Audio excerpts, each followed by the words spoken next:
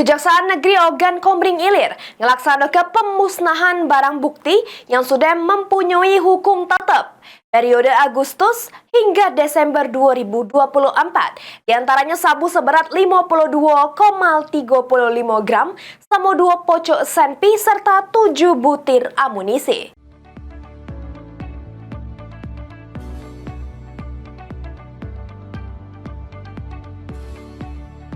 Kejaksaan Negeri Ogan Komering Ilir memusnahkan barang bukti yang sudah punya hukum tetap atau inkrah periode Agustus sampai dengan Desember 2024. Kepala Kejaksaan Negeri Oki Hendri Hanafi nyampe ke barang bukti yang sudah dimusnahkan ini adalah hasil penanganan tindak pidana oleh aparat penegak hukum dari bulan Agustus sampai Desember 2024.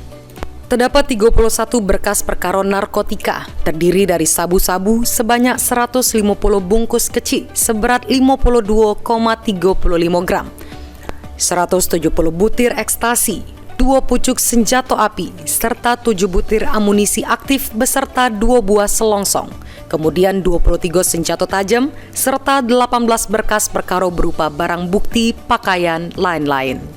Novan Wijaya, PAL TV.